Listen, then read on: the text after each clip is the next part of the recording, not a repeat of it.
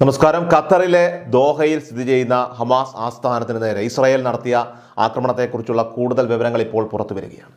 Hamas നേതാക്കളെ ഉന്മൂലനം ചെയ്യുക എന്ന ലക്ഷ്യത്തോടെ ഇസ്രായേൽ നടത്തിയ ഈ ആക്രമണത്തിൽ അമേരിക്കയ്ക്കും വ്യക്തമായിട്ടുള്ള പങ്കുണ്ട് എന്നത് വിലയിരുത്തപ്പെടുന്നു.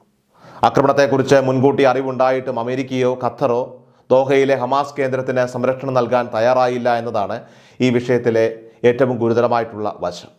ചുരുക്കത്തിൽ ഹമാസിനെ പിന്നിൽ നിന്ന് കുത്തുന്ന സമീപനമാണ് ഖത്തർ സ്വീകരിച്ചതെന്നാണ് ജിയോ പൊളിറ്റിക്കൽ വിദഗ്ധർ പോലും അഭിപ്രായപ്പെടുന്നത്. ഈ നിലപാടിന് ചില പ്രത്യേക കാരണങ്ങളുണ്ട്.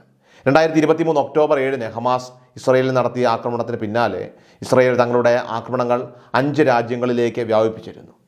ഫലസ്തീന് പുറമെയായിട്ട് ലെബനൻ, സിറിയ, യമൻ, ഇറാൻ തുടങ്ങിയ രാജ്യങ്ങളെയാണ് ഇസ്രായേൽ ആദ്യഘട്ടത്തിൽ ലക്ഷ്യമിട്ടത്. എന്നാൽ ഈ കാലയളവിൽ ഹമാസ് നേതാക്കൾക്ക് അഭയം നൽകുന്ന ഖത്തറിനെ ഇസ്രായേൽ ആക്രമിച്ചില്ല. 2012 മുതൽ ഹമാസിൻ്റെ രാഷ്ട്രീയകാര്യ വിഭാഗം പ്രവർത്തിക്കുന്നത് ഖത്തറിലാണ്. ഡൊണാൾഡ് ട്രംപ് അമേരിക്കൻ പ്രസിഡന്റായിട്ട് അധികാരമേറ്റതിന് തൊട്ടു പിന്നാലെ ഹമാസിനെതിരെ കർശന നടപടികൾ സ്വീകരിക്കണമെന്ന് അദ്ദേഹം ഇസ്രായേലിന് നിർദ്ദേശം നൽകിയിരുന്നു. തുടർന്ന് ഗസയിൽ അടിയന്തരമായിട്ട് വെടിനിർത്തൽ കരാർ ഉണ്ടാക്കാൻ ട്രംപ് ഖത്തറിനോട് ആവശ്യപ്പെട്ടു. എന്നാൽ തുടർച്ചയായിട്ടുള്ള ചർച്ചകൾക്ക് ശേഷവും ഹമാസ് നേതാക്കൾ അനുകൂലമായ നിലപാട് സ്വീകരിച്ചില്ല. ഇത് ഖത്തറിന് കൂടുതൽ സമ്മർദ്ദമുണ്ടാക്കി. ഒരു വശത്ത് അമേരിക്കയിൽ നിന്നുള്ള ശക്തമായിട്ടുള്ള സമ്മർദ്ദവും മറുവശത്ത് സ്വന്തം മണ്ണിൽ വളർന്നു നിൽക്കുന്ന ഹമാസ് നേതാക്കളും ഖത്തറിന് തലവേദനയായി മാറി. അതുകൊണ്ട് തന്നെ ഇസ്രായേലിൻ്റെ ആക്രമണത്തെക്കുറിച്ച് മുൻകൂട്ടി അറിവുണ്ടായിട്ടും ഖത്തർ വേണ്ടത്ര മുൻകരുതലുകൾ എടുത്തില്ല. ഇത് വളരെ വ്യക്തമാണ്. ഈ ആക്രമണത്തിൽ യുഎസിനൊപ്പം സൗദി അറേബ്യയുടെ സഹകരണവും ഇസ്രായേൽ ഉറപ്പുവരുത്തിയിട്ടുണ്ടെന്ന് വിദഗ്ധർ ചൂണ്ടിക്കാട്ടുന്നു. അമേരിക്കയുടെ അറിവില്ലാതെ ദോഹയിലെ ഹമാസ് ആസ്ഥാനത്ത് ഇസ്രായേലിന് ആക്രമണം നടത്താനായിട്ട് സാധിക്കില്ല. ആക്രമണം നടന്ന കേന്ദ്രത്തിന് 25 കിലോമീറ്റർ മാത്രം അകലെയാണ് അമേരിക്കയുടെ പശ്ചിമേഷ്യയിലെ ഏറ്റവും വലിയ വ്യോമതാവളമായിട്ടുള്ള അൽ ഉദൈദ് സ്ഥിതി ചെയ്യുന്നത്. ശക്തമായ റഡാർ നിരീക്ഷണ സംവിധാനങ്ങൾ അവിടെയുണ്ട്. അതുകൊണ്ട് തന്നെ ഈ ആക്രമണത്തെക്കുറിച്ച് യുഎസിനും ഖത്തറിനും അറിവുണ്ടായിരുന്നില്ല എന്ന വാദം നിലനിൽക്കുന്നതല്ല. 2023 ഹമാസ് നടത്തിയ ആക്രമണത്തിൽ 1200 ഇസ്രായേലികൾ കൊല്ലപ്പെട്ടതിനെ തുടർന്ന് ഇസ്രായേൽ ഗസയിലേക്ക് കടന്നു കയറി. പിന്നീട് 2025 ജനുവരിയിൽ ഖത്തറിൻ്റെ മധ്യസ്ഥതയിൽ ആദ്യ വെടിനിർത്തൽ കരാർ യാഥാർത്ഥ്യമായി. ഈ കരാറിന് ശേഷം യുഎസ് നിഷ്കർഷിച്ച വ്യവസ്ഥകൾ പ്രകാരം ഖത്തർ ഹമാസുമായി തുടർ ചർച്ചകൾ നടത്തി. എന്നാൽ ഹമാസ് നേതൃത്വത്തിൻ്റെ പ്രതികൂല നിലപാട് ഖത്തറിനെ കൂടുതൽ പ്രതിസമ്മർദ്ദത്തിലാക്കി. ഹമാസ് തങ്ങൾക്കൊരു ബാധ്യതയായിട്ട് മാറിയെന്ന് ഖത്തർ തിരിച്ചറിഞ്ഞു. ഹമാസ് നേതാക്കളെ രാജ്യത്ത് നിന്ന് പുറത്താക്കണമെന്ന ഇസ്രായേലിൻ്റെ തുടർച്ചയായ ആവശ്യവും ഡൊണാൾഡ് ട്രംപിൻ്റെ കർശന നിലപാടും ഖത്തറിൻ്റെ മേലുള്ള സമ്മർദ്ദം വർദ്ധിപ്പിച്ചു. ഈ സാഹചര്യത്തിലാണ് ഖത്തർ പ്രധാനമന്ത്രി വെടിനിർത്തൽ കരാറിനോട് അനുകൂലമായിട്ട് പ്രതികരിക്കാൻ ഹമാസിനോട് ആവശ്യപ്പെട്ടത്.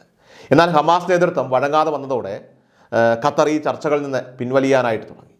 ഇതേ തുടർന്ന് ഹമാസ് നേതാവ് ഖലീൽ അൽ ഹയ്യയെ വകവരുത്താൻ ഇസ്രായേൽ തീരുമാനമെടുത്തു. ഈ നീക്കത്തിൽ ട്രംപിനെ യുദ്ധം അവസാനിപ്പിക്കുക, ഖത്തറിന് അവരുടെ തലവേദന ഒഴിവാക്കുക, ഇസ്രായേലിലെ ഹമാസ് നേതൃത്വത്തെ ഇല്ലാതാക്കുക എന്നീ 3 താല്പര്യങ്ങൾ ഒത്തുചേർന്നതായി ജിയോ പൊളിറ്റിക്കൽ വിദഗ്ധർ പോലും അഭിപ്രായപ്പെടുന്നു. ദോഹയിലെ ജനവാസ മേഖലയിൽ വിദേശ എംബസികളും സ്കൂളുകളും സ്ഥിതി ചെയ്യുന്ന തന്ത്രപ്രധാനമായിട്ടുള്ള പ്രദേശത്താണ് ഇസ്രായേൽ ആക്രമണം നടത്തിയത്. അതിനാൽ തന്നെ കൃത്യമായ ലക്ഷ്യത്തോടെയുള്ള ആക്രമണം നടത്താൻ അവർ നിർബന്ധിതരായിരുന്നു. ആക്രമണത്തിനായിട്ട് 15 ഇസ്രായേലി വിമാനങ്ങളാണ് സൗദി അറേബ്യയുടെ വ്യോമ മേഖലയിലൂടെ ഖത്തറിലേക്ക് പറന്നെത്തിയത്. മുതിർന്ന ഹമാസ് നേതാക്കൾ താമസിച്ചിരുന്ന കെട്ടിടം കൃത്യമായി തിരിച്ചറിഞ്ഞ് 10 ബോംബുകൾ വർഷിച്ചു. ഈ ബോംബാക്രമണം അരമണിക്കൂറോളം നീണ്ടുനിന്നു. റഡാറുകളിൽ പെടാത്ത യുദ്ധവിമാനങ്ങളാണ് ഇസ്രായേൽ ഉപയോഗിച്ചത് എന്ന വാദം നിലനിൽക്കുന്നതല്ല. കാരണം അമേരിക്ക നൽകിയ വിമാനങ്ങൾ അത് അമേരിക്കൻ റഡാറിൽ പതിയും. അതിനാൽ തന്നെ ട്രംപിൻ്റെ ആക്രമണ വിവരം അറിഞ്ഞപ്പോൾ വൈകിപ്പോയി എന്ന പ്രസ്താവന പലരും സംശയത്തോടെയാണ് ഇപ്പോൾ നോക്കിക്കാണുന്നത്. ഇസ്രായേലി വിമാനങ്ങൾ സൗദി, ജോർദാൻ എന്നീ രാജ്യങ്ങൾക്ക് മുകളിലൂടെ ഏകദേശം 1800 കിലോമീറ്ററോളം പറന്നാണ് ഖത്തറിലെത്തിയത്. ഈ രാജ്യങ്ങൾ ഇസ്രായേലി വിമാനങ്ങളുടെ സഞ്ചാരം അറിഞ്ഞില്ല എന്ന് വിശ്വസിക്കാൻ സാധിക്കില്ല. ഫലസ്തീൻ പ്രശ്നം പൂർണ്ണമായും അവസാനിപ്പിക്കണമെങ്കിൽ ഹമാസ് നേതൃത്വം വഴങ്ങണമെന്ന് അറബ് രാജ്യങ്ങൾക്ക് വ്യക്തമായി അറിയാം. ഹമാസ് രാഷ്ട്രീയ നേതൃത്വത്തോടെ സുരക്ഷ ശക്തിപ്പെടുത്താൻ തുർക്കി നേരത്തെ ആവശ്യപ്പെട്ടിരുന്നു. ഇസ്രായേൽ, യുഎസ്, ഖത്തർ, മറ്റ് അറബ് രാജ്യങ്ങൾ എന്നിവിടങ്ങളിൽ നിന്ന് ലഭിച്ച രഹസ്യാന്വേഷണ വിവരങ്ങളാണ് ഈ ആവശ്യത്തിന് പിന്നിൽ നിന്ന് തുർക്കി വ്യക്തമാക്കിയിരുന്നു. ദോഹയിൽ ആക്രമണം ഉണ്ടായിട്ടും ഖത്തർ പരിഭ്രാന്തി കാണിച്ചില്ലെന്നും അടിയന്തര യോഗങ്ങൾ വിളിച്ചു ചേർക്കാൻ ശ്രമിച്ചില്ലെന്നും ചില വിദഗ്ധർ ചൂണ്ടിക്കാട്ടുന്നുണ്ട്. ഇസ്രായേലിൻ്റെ ഭീരുത്വം നിറഞ്ഞ ആക്രമണത്തെ ഖത്തർ അപലപിക്കുന്നുവെന്ന ആ ഒരു പ്രസ്താവന ഇറക്കി ഈ വിഷയത്തിൽ നിന്ന് കൈകഴുകാനാണ് ശ്രമിച്ചത്. സമാധാന ശ്രമങ്ങളെ ആക്രമണം ബാധിക്കില്ല എന്ന് ഖത്തർ പറയുമ്പോൾ ഈ ആക്രമണത്തിന് ഖത്തറിൻ്റെ പിന്തുണയുണ്ടോ എന്നുള്ള സംശയം സ്വാഭാവികമായിട്ടും ഉയർന്നു വരുന്നുണ്ട്. ദോഹയിലെ ആക്രമണത്തെ അപലപിച്ച് ഐക്യരാഷ്ട്രസഭ രക്ഷാസമിതി ഒരു പ്രസ്താവന പുറത്തിറക്കിയപ്പോൾ ഇസ്രായേലിൻ്റെ പേര് അതിൽ പരാമർശിച്ചില്ല. UK, ഫ്രാൻസ് തുടങ്ങിയ രാജ്യങ്ങൾ ചേർന്ന് തയ്യാറാക്കിയ പ്രസ്താവനയുടെ കരടിൽ പോലും ഇസ്രായേലിൻ്റെ പേര് ഒഴിവാക്കിയിരുന്നു. ഖത്തറിനോടുള്ള ഐക്യദാർഢ്യം പ്രകടിപ്പിക്കുന്നതോടൊപ്പം തന്നെ സംഘർഷങ്ങൾ ഒഴിവാക്കേണ്ടതിൻ്റെ പ്രാധാന്യം കൗൺസിൽ അടിവരയിട്ടു. അതേസമയം ഹമാസ് നേതൃത്വത്തെ ലക്ഷ്യമിട്ട് നടത്തിയ ആക്രമണം പരാജയപ്പെട്ടുവെന്നാണ് ഇസ്രായേൽ സുരക്ഷാ സമിതി വിലയിരുത്തുന്നത്. ഓപ്പറേഷൻ ലക്ഷ്യമിട്ട ഭൂരിഭാഗം പേരും കൊല്ലപ്പെട്ടില്ലെന്ന് ഇസ്രായേൽ അമേരിക്കയെയും അറിയിച്ചു. ആക്രമണം നടന്ന സ്ഥലത്തിൻ്റെ തന്ത്രപ്രധാനമായ പ്രാധാന്യം കണക്കിലെടുത്ത് അമിതമായ സ്ഫോടക വസ്തുക്കൾ ഉപയോഗിച്ചില്ലെന്നും അവർ വിശദീകരിക്കുന്നു.